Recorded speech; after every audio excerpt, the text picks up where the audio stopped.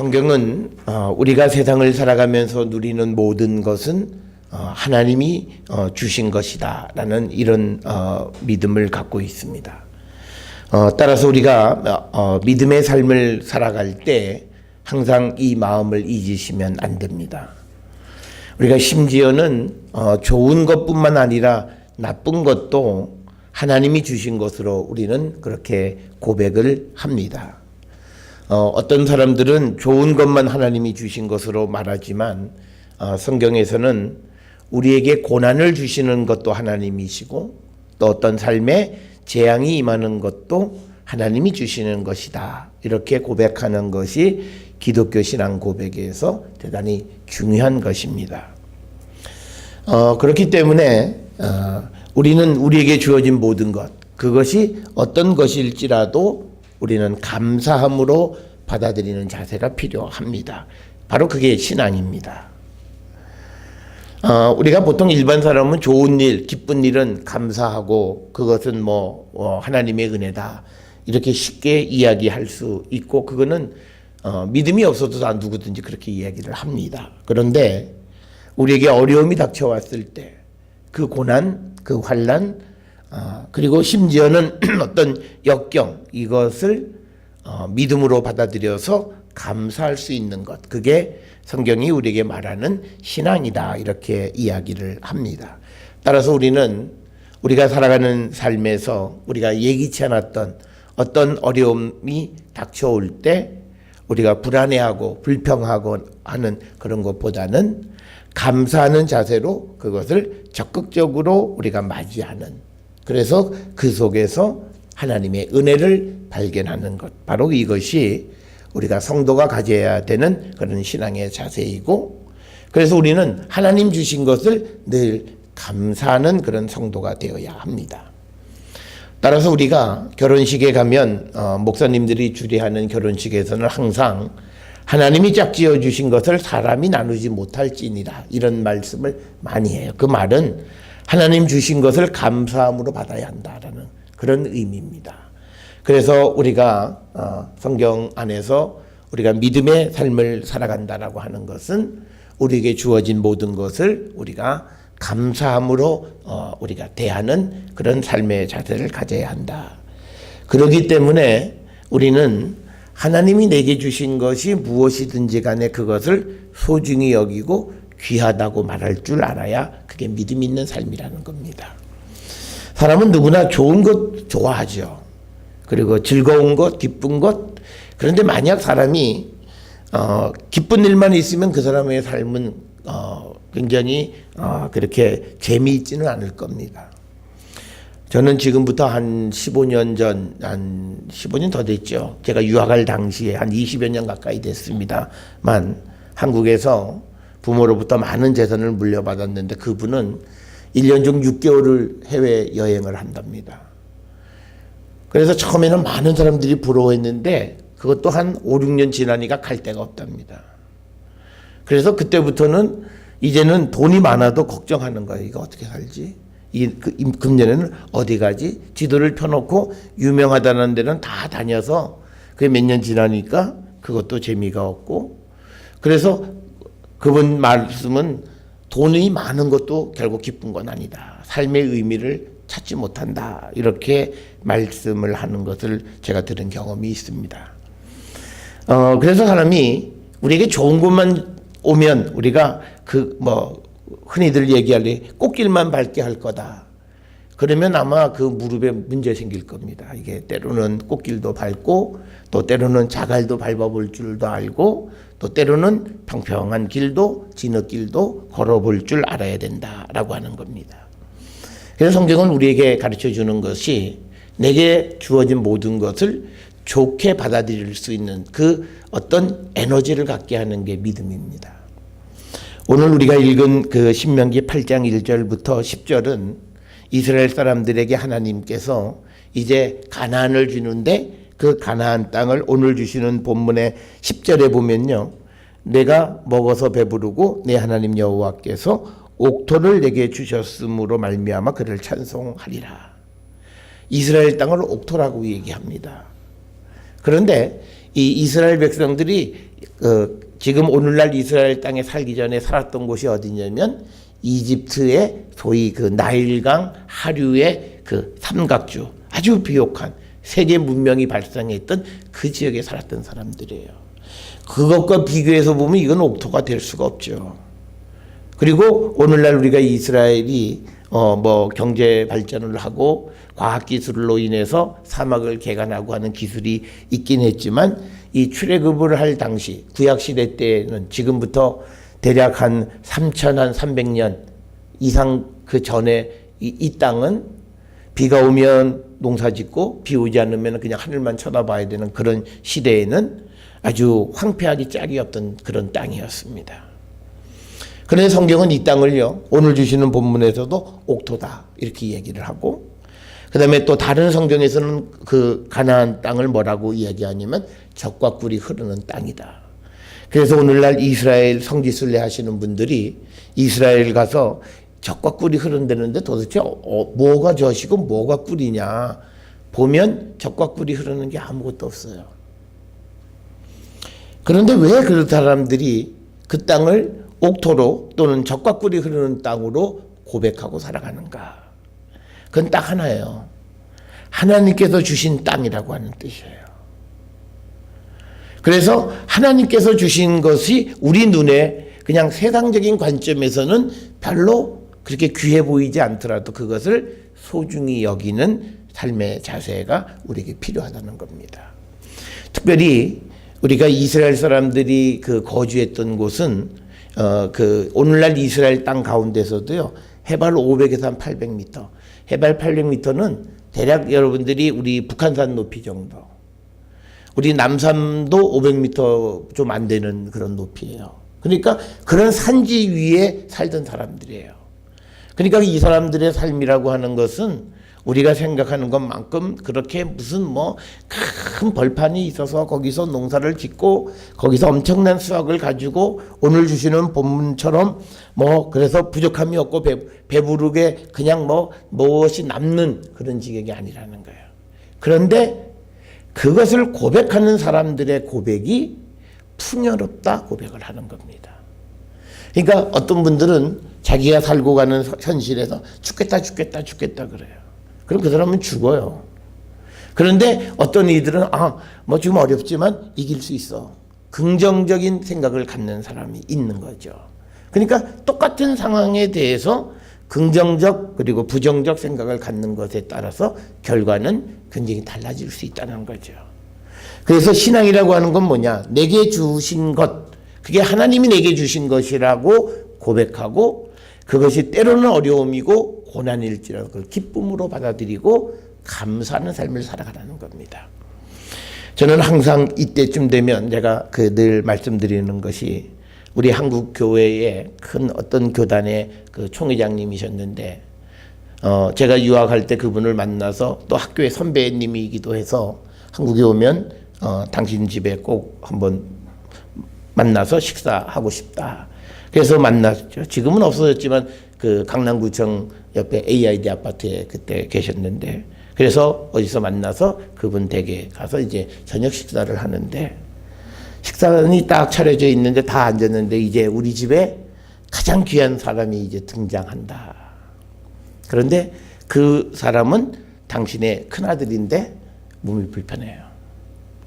그러면서 그 사람이 내게 가장 귀하기 때문에 오늘 우리 집에 오신 손님 바로 옆에 앉히는 거예요. 그런데 이 음식을 먹을 때 이게 다 흩어지는 거예요. 그냥 음식을 제대로 집지 못하고. 그런데 부모가 그 자녀를 다른 사람 앞에 부끄럽게 생각하지 않아요.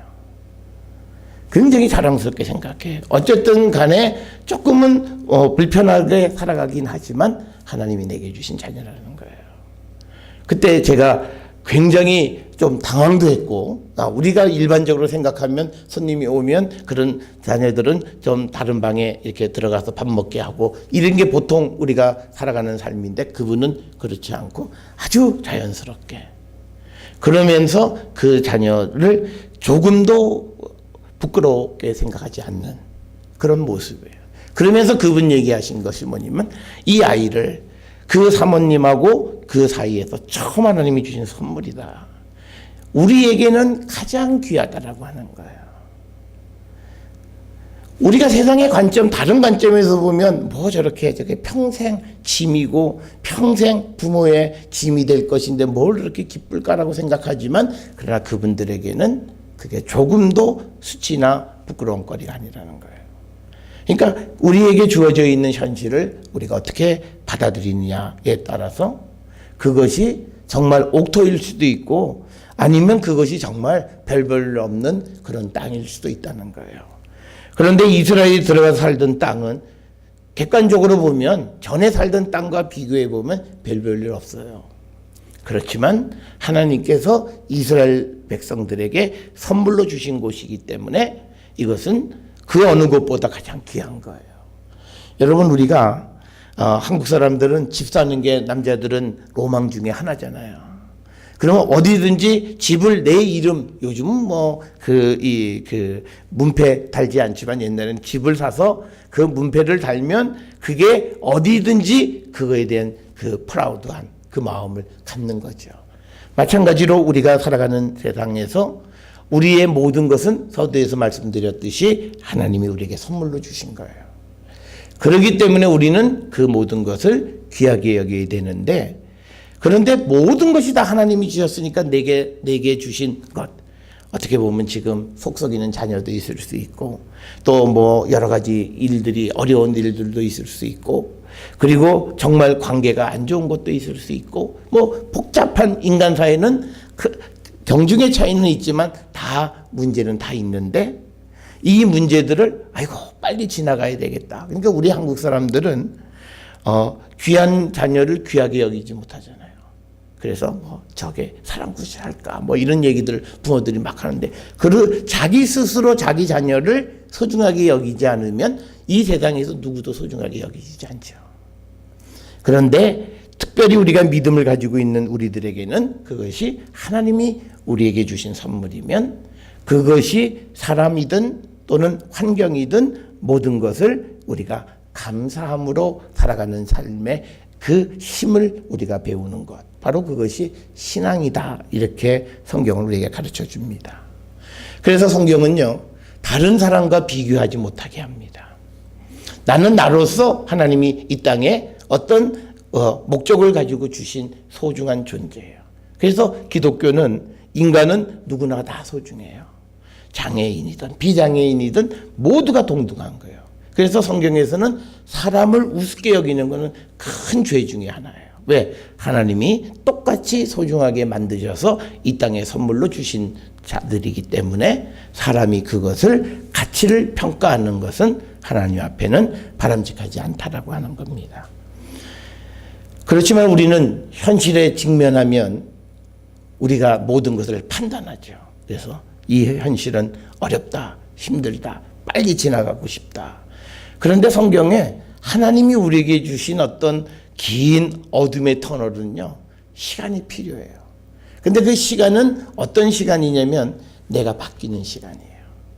그러니까 모든 사람은 누구 때문에 지금 어려워졌고, 누구 때문에 뭐가 일어나고, 가족 간에도 그런 어떤 서로 자기 탓을 하지 않고 남의 탓을 해요. 그런데 가장 중요한 건요, 결국 나 때문에 생긴 문제예요. 왜냐하면 내가 바뀌어지기 위해서는 그런 환경의 변화가 있어야 된다는 거예요. 그러니까 가족의 모두가 어려운 환경 속에서 그걸 고백하면 가족은 새롭게 변화되고 어려울 때 하나의 공동체가 될 수 있어요. 그런데 서로 탓만 해요. 이건 엄마 탓, 이건 아빠 탓, 이건 딸 탓, 이건 아들 탓, 이건 또 누구 탓. 그러다 보면 그들은 그 어려움 속에서 배울 수 있는 그 교훈을 배우지 못합니다. 저는 제가 대학 4년 마지막 졸업할 때쯤 저희 어머니가 화상으로 병원에 한 18개월 정도 입원을 하셨어요. 화상 부위가 한 55%, 60% 의학적으로는 곧 준비하셔야 된다. 이런 의사들이 말을 하고 그렇게 이야기를 했는데, 하여튼 잘 이기셔서 오래 사셨다가 이제 돌아가셨는데, 돌아놓고 보면 왜 그런 일이, 그러니까 그러니까 인생에서 대학을 졸업해서 앞날에 그 진로에 그 모든 것을 결정하고 할 때 이게 그런 집안의 어려움이 있고 더더욱이나 저희는 형제가 없어서 제가 그 어머니를 병간호를 하게 생겼어요. 그러니까 학교 다니면서 병간호 하는데 화상병 환자니까 수족을 못 움직이시니까 그냥 하루에 3번 밥 먹을 때마다 그리고 병원에서 자고 학교 가고 그렇게 18개월을 하게 하는 거예요. 그런데 그때 제게 마음에 든 생각이 있었어요. 이게 왜 나한테 이런 그런 부정적인 생각이 아니고 이 일을 통해서 하나님이 나를 어떻게 만들어 가실까라고 하는 거예요. 그래서 저는 그 18개월이 육신으로는 힘들죠. 뭐 편하게 잠잘 수 없고 그제 토요일 되면 형제가 바꾸어서 이제 제 집에 가서 이제 일주일 동안 뭐 좀 정리하지 못한 걸 하고 좀 편하게 하루 자고 뭐 그런 정도로 그렇게 삶을 쭉 살아왔던 거죠. 그런데 그 속에서 왜 이 일이 있을까를 돌아보면 제가 참 감사했던 건 뭐냐면요. 그래서 저는 늘 부모님에게 감사한 것은 뭐냐면 하나님께서 저의 신앙을 더 완성시키기 위해서 그 어려운 환경을 주신 거예요. 그런데 젊은 사람의 어떤 무엇을 뭐 신체의 어느 부분을 그렇게 한다면 얼마나 제가 좌절하고 절망하겠어요. 그런데 그것을 어머니를 통해서 그 일을 제가 깨닫게 하셨을 때 부모님의 그 감사함과 하나님에 대한 은혜를 제가 고백합니다. 지금도. 그래서 우리가 어려울 때를 돌아보면 그래서 지금도 생각해 보면 그때 제 인생에서 중요한 결정에서 바른 길을 갈 수 있는 결정은 그때 다 됐어요. 하나님이 그 길을 방향을 이끌어 주시는 모든 것이 정말 처음에는 이 일 때문에 내가 이게 대학원을 가야 되나 말아야 되나부터 생각을 복잡한 생각들이 있었는데 그런 것들을 하나씩 정리해 주시는 그 하나님의 은혜를 제가 체험을 했습니다. 그래서 우리에게 주는 환경이 우리가 어떤 사람도 고난이 내게 오기를 원하는 사람은 없어요.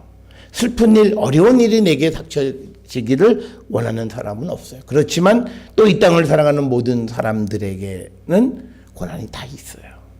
아무리 뭐 그 경제적으로 여유가 있어도 심적으로 여러 가지 고난은 다 있어요. 그 고난이 있는 이유는 우리가 그것을 통해서 배우고 성장하고 그리고 더더욱 우리가 그것을 통해서요 다른 사람이라고 하는 것을 바라볼 수 있게 되어지는 것 같아요. 그래서 우리가 성경에 보면 빌립보서 4장 12절에 사도 바울이 나는 비천에 처할 줄도 알고 풍부에 처할 줄도 알아 모든 일 곧 배부름과 배고픔과 풍부와 궁핍에도 처할 줄 아는 일체의 비결을 배웠노라. 그러니까 세상을 살아가는 데 있어서 우리는 부모님들은 자녀들에게 좋은 것, 좋은 길, 꽃길만 걷게 하려고 하세요. 그런데 하나님의 계획은 그게 아니에요. 꽃길만 걸어가고는 안 돼요.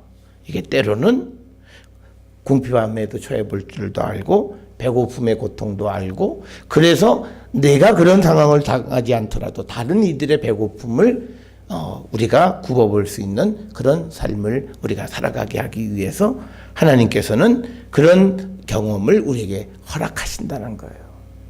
그러니까 그것은 우리에게 결코 우리를 망하게 하거나 우리를 어떻게 힘들게 하는 것이 아니라 우리를 더 나은 사람으로 만들어가는 것이다. 그래서 우리에게 어려움도 하나님이 주신 것, 그것을 고백하고 그래서 우리가 그 어려움을 하나님 앞에 감사할 수 있다는 거예요. 우리가 세상 사람들한테 야, 너 어려움에 처했구나. 그거 참 감사한 일이야. 그러면 다 웃어요. 너 놀리냐. 난 지금 힘들어 죽겠는데. 그런데 우리가 좀 조용히 나를 돌아보면 그 어려운 일들을 통해서 분명 나는 발전하고 있어요. 나는 새로운 세상을 바라보고 있고 새로운 경험을 하고 있다는 거예요. 그걸 발견하고 감사하고 그래서 우리가 조급한 마음을 가지면 안 돼요. 우리가 어려움에 처한 사람들이 자꾸 실패를 연속하는 가장 큰 이유 중에 하나가 조급해요. 빨리 여기서 근데 절대 빨리가 안 돼요. 하나님은 내가 어느 정도 그 과정이 필요한 줄 그 결정은 주님이 하세요. 그러니까 목사님들이 애처로우니까 고난을 빨리 지나가게 해달라. 이거는 월권이에요. 그건 하나님의 고난이지 사람이 뭐 빨리 지나가게 한다고 해서 되는 게 아니라, 아니 우리가 환자들은 병원에 가면 빨리 퇴원하고 싶어요. 그러면 의사가 그럼 빨리 가세요. 이런 의사는 없죠. 다 봐서 이 사람이 이제 나가 퇴원을 해도 정상적인 삶을 살거나 또는 어떤 감염의 위험이 없을 때 퇴원을 허락하는 거죠. 마찬가지로 하나님도 그러시다는 거죠. 그래서 우리가 어려움 속에서 하나님을 발견하면 조급한 마음이 없어집니다.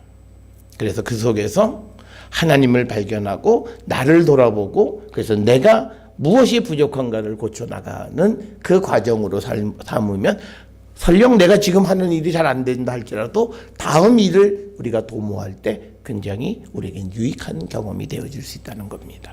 그래서 성경은 하나님이 우리에게 고난도 주신다라고 하는 거예요.